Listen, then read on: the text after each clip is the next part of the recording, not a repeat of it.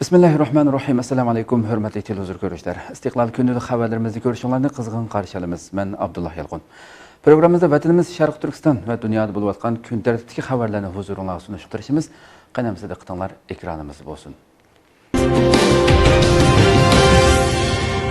Xitoy xalqaro jamiyatni aldash maqsadiga yeta olamdi. Xitoy tajovuzchilari xalqaro jamiyatni aldash uchun 18 mart atalmış Şinjanning terrorlik asabiylikka qarshi ko'rishi ve kişilik hukuk kapaleti mavzuluq Aqtaşlıq kitap tarqatdi.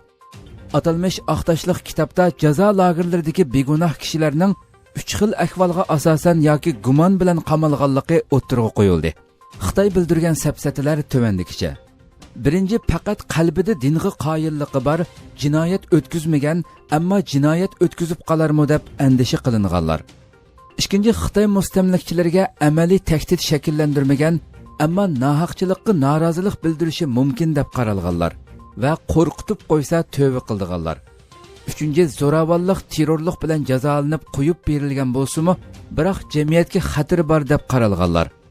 Kuzatuvchilar Xitoyning bu atalmış Aqtaşlıq kitabini Turkiya, Amerika va boshqa davlatlar va xalqaro tashkilotlar ham Birlashgan Millatlar Tashkilotining lager masalasida Xitoyni ayblashiga qilingan qaytirma hujum. Xitoyning bu orqali o'zining Sharq Turkistonda o'tkazayotgan insoniyatga qarshi jinoyatini yoshirish uchun qilgan harakati deyishmoqda. Xitoy lagerga tutqun qilgan az bir qism kishilarni e'tirof qildi. 18 mart Anatoliya agentligiga bergan xabarda bildirilishicha, Xitoy tajovuzchilari qilchimi xijil bo'lmasdan Sharq Turkistonda 2014-yildan hozirgacha 13 ming kishini tutganligini e'tirof qildi. Xinhua agentligi Xitoyning Sharq Turkistonning hozirgi ahvoli haqida bergan bir parcha dokladini e'lon qilgan bo'lib, dokladda Xitoyning 2014-yildan hozirga qadar 1558 qatimliq tutqun qilish harakati elib borganligi, harakatda 13 mingdan ortiq kishini qonunsiz faoliyatga qatnashgan degan tuhmatlar bilan jazolaganligini oshkorlagan. Dokladda yana qonunsiz diniy faoliyatga qatnashgan degan bo'kton bilan musulmonlarning 4858 qatimliq diniy ibodatlarga qaqshatquch zarba berganligini mo e'tirof qilgan. Jazo lagerlariga qamalgan o'limalar oshkorlanmoqda.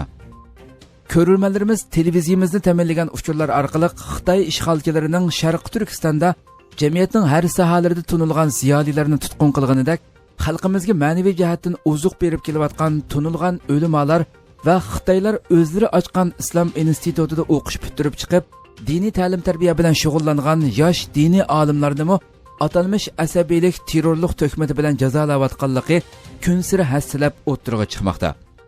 Bu suratdagi kishi Abdulvahab Damollan bo'lib, Urumchidan. O'tgan asrning 80-yillari Urumchida ochilgan islom institutini bitirgan. Urumchi Jigdilik masjidining imomi va xotibi. 2017-yili sababsiz tutqun qilingan. Bu suratdagi birinchi kishi Habibullah Maxtum, Jigdilik masjidining yordamchi imomi. Ikkinchi kishi Mas'ud Damollam, Shamolbog' masjidining imomi. Uchinchi kishi Xalqaro Cho'ng bozor masjidining yordamchi imomi Umar Qorim. To'rtinchi kishi Saybog' masjidining imomi Abduvali Qorim. Bularning hammasi 2 yil ilgari asabiy degan tuhmat bilan lagerga solingan. İstanbulda Sharq Turkistonning hozirgi vaziyati tunishtirildi. 18 mart İstanbul Asenyurt rayonida Sharq Turkistonning hozirgi vaziyati tunishtirildi. Faoliyatni Ansar Vaqfining Asenyurt sho'basi tashkillagan bo'lib, Asenyurtda o'ltiraqlashgan Uyg'urlar hamkorlashdi. Faoliyatga Sharq Turkiston Nuzugum Kultur va oila jamiyatidan jamiyat raisi Munavvar O'zuyg'ur xonim bilan 4 kishi qatnashdi. Faoliyatda Ruqiya Farhod xonim Sharq Turkistondagi Xitoy turmalarida ko'rganlarini, Xitoyning turmadagi mahbuslarga qilayotgan inson qalbidan chiqqan zulmlarini tunishtirdi. Faoliyat yana Munavvar O'zuyg'ur xonim so'z qilib, avval Sharq Turkistonning tarixiy va jo'grafiyalik o'rnini qisqacha tushuntirdi va Sharq Turkistonning hozirgi vaziyati haqida to'xtalib, Xitoyning Sharq Turkiston xalqi ustidan yurgizayotgan qattiq bostirish, irqiy qirg'inchilik qilish qatorliq jinoyatlarini tafsiliy tunishtirdi. Yangi Zelandiyadagi qirg'inchilikning qotili Xitoydan ilhom olgan. Erkin Asiya Radiosuning xabarida bildirilishicha, Yangi Zelandiyadagi 2 masjidda yuz bergan qirg'inchilik voqeasining gumondori Berinton Tarrant Xitoyning 1 million musulmonni yo'qotishi o'zida uningga qarata ixlosmandlik qo'zg'alganligini bildirgan. Avstraliya grajdani Brenton Tarrant 16 mart günü Yeni Zelandiyaning Christchurch shahridagi 2 masjidga qurolliq bostirib kirib 49 odamni o'ldirgan, 50 tak odamni yaralandirgan. Keyinroq o'lganlarning soni 50 ga yetgan edi. 28 yoshli Brenton Tarrant vaqadan burun ijtimoiy taratqularda e'lon qilgan 74 patlik xitobnomasida oqtanliklar ustunligini tashabbus qilib, musulmon ko'chmanlarini tajovuzchilik bilan ayblagan. U yana o'zini oqtanlik millatchi, sotsializmchi, natsizmchi deb ta'riflab, bu jihatda Xitoy o'zining g'oyasidagi siyosiy, ijtimoiy qimmat o'lchamiga eng yaqin davlat ekanligini ta'kidlagan. Uning ilgari surishicha, Xitoyning uning g'oyasidagi siyosiy, ijtimoiy qimmat qarashiga eng yaqin davlat bo'lishidagi sabab Xitoy 1 million musulmonni yo'qotgan ekan. U shunga Xitoyning dunyodagi boshqarishga eng qolaylik davlat ekanligi, chunki uning jamiyati ko'p qutblik emasligini ilgari surgan. Mazkur vaqa Xitoy rejimi 2 milliondan ortiq Uyg'ur, qozoq va boshqa musulmon xalqlarni tutqun qilib, yig'ib olish lagerlariga qamagan, shuningdek uning bu lagerlarda musulmonlarni Xitoy tili va madaniyatini qabul qilishga majburlayotganligi qattiq tanqidga uchrab, lagerlarni taqash, tutqunlarni darhol qo'yib berish talab qilinayotgan bir vaqtda yuz bergan. Bu vaqaning harpisida Amerika hukumati Sharq Turkistondagi kishilik huquqni dafsanda qilayotgan Xitoy amaldorlariga qarata tadbir qo'llanganligini bildirgan edi. Mazkur qirg'inchilik g'arb dunyosida qattiq tanqidga uchragan bo'lsa-mu, lekin Xitoyning ijtimoiy taratqularida nurg'un kishi gumondorga hissdoshlik qilgan. Kvartiz nomli Tor jurnalining xabarida qayd qilinishicha, Xitoy Tor dunyosida bosh ko'targan islom dushmanligi uning musulmonlarni bostirishni kuchaytirishi bilan munosabatli ekan. Nyu-York vaqti gazeti Xitoyning vahshiyona yotoqliq maktablari haqida maqola e'lon qildi. Amerikaning Nyu-York vaqti gazeti bilan Angliyaning muhofizatchi gazeti 17 mart tahrirat maqolasi e'lon qilib, har qaysi hukumatlarni Xitoyga davomli besim ishlatishga chaqirdi. Maqolada hukumatlarni Sharq Turkistonda yuz berayotgan hodisalarga diqqat qilishga, Birlashgan Millatlar Tashkilotining rayonda tekshirish elib berishini qo'llashga undigan. Nyu-York vaqti gazeti Xitoyning vahshiyona yotoqliq maktablari sarlavhalik maqolasida boshqa hukumat va tashkilotlarning Amerika Tashqi ishlar ministrligini o'lga elib, diqqatini lagerlarga markazlashtirishi kerakligi ta'kidlangan. Maqolada ilgari surilishicha, Amerika Davlat Majlisiga sunilgan Uyg'ur kishilik huquq qonun loyihasi cho'qim vaqtida ma'qullanishi kerak ekan. Ma'lum bo'lishicha, Avom palatasiga sunilgan qonun loyihasiga hozir qadar 39 a'zo kapolatlik bergan.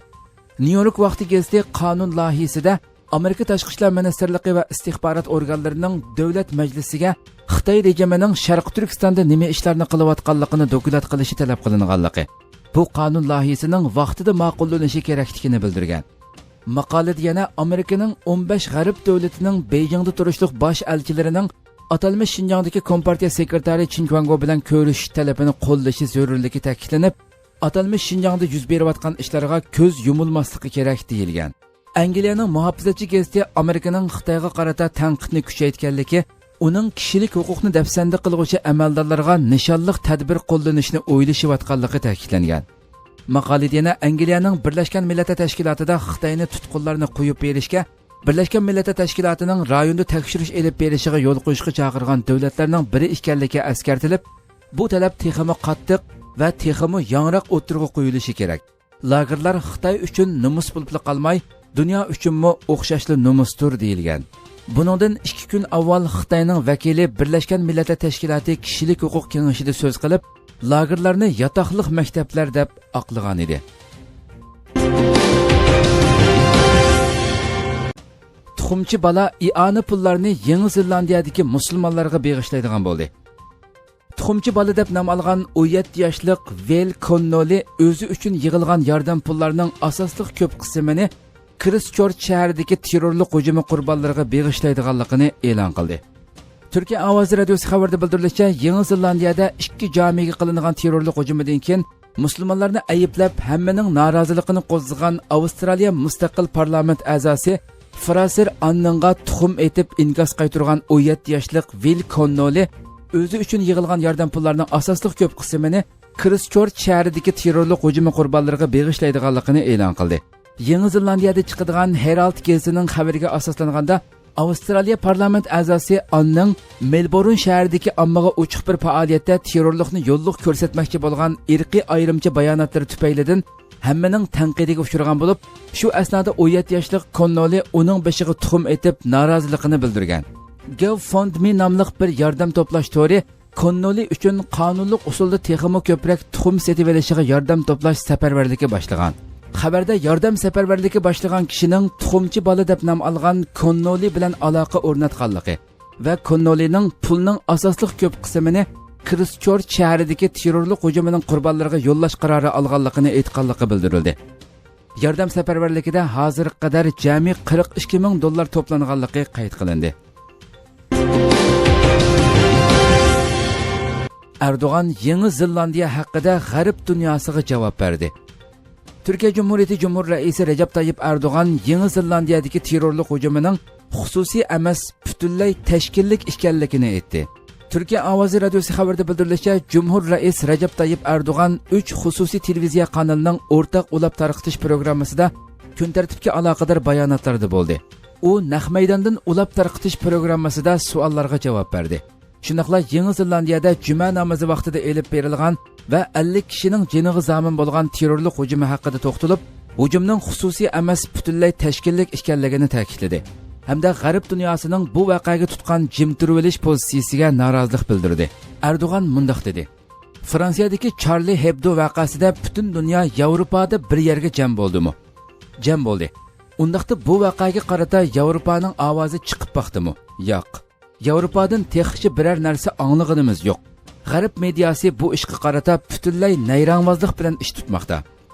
Erdo'g'an bu hujumga berilgan jazoga doir egallangan ma'lumotlarni ham baharlashib, 15 yillik qamoq jazosi degandek narsalardan so'z qilishmoqda.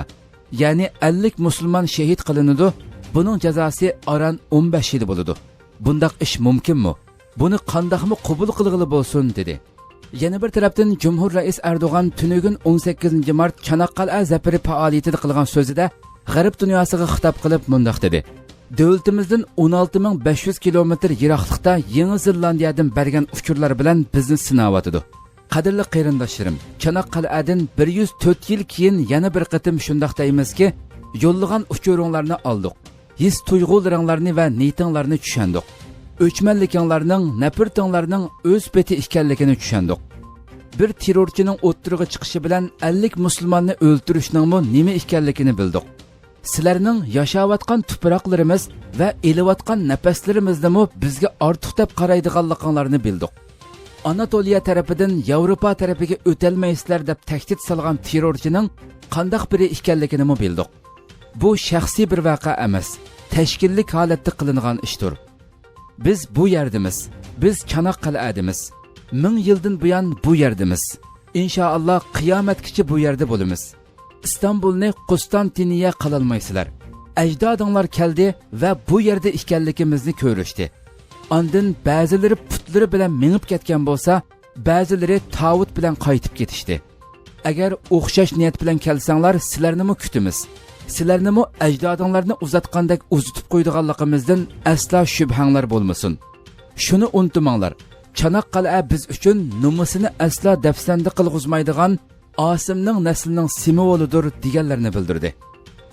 Ülkemizden 16.500 kilometre uzaklıkta Yeni Zelanda'da oradaki verdikleri mesajlarla bizi sınıyorlar.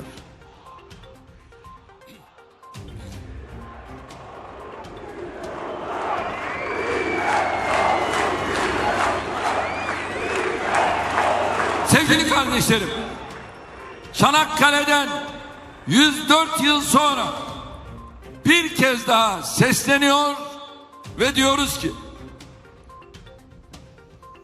mesajınızı aldık. Hislerinizi de niyetinizi de anladık. Kininizin, nefretinizin canlı olduğunu anladık. Bir teröristin ortaya çıkmak suretiyle 50 Müslümanı öldürmesinin de ne olduğunu anladık. Yaşadığımız toprakları da, aldığımız nefesi de bize çok gördüğünüzü de anladık.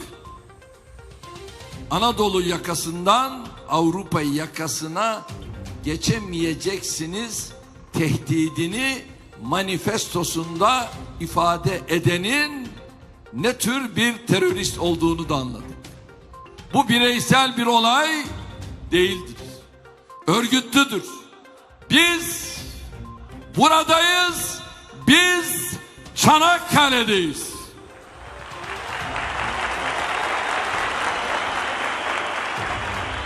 Bin yıldır buradayız. İnşallah kıyamete kadar da burada olacağız. İstanbul'u Konstantinopol yapamayacaksınız.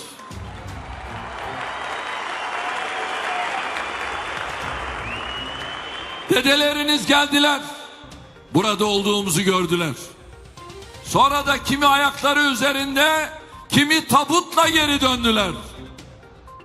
Şayet aynı niyetle gelecekseniz sizi de bekleriz.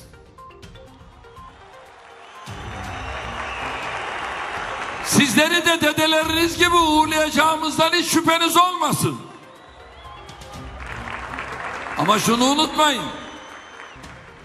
Çanakkale bizim için namusunu çiğnetmeyen ve çiğnetmeyecek olan Asım'ın neslinin sembolüdür.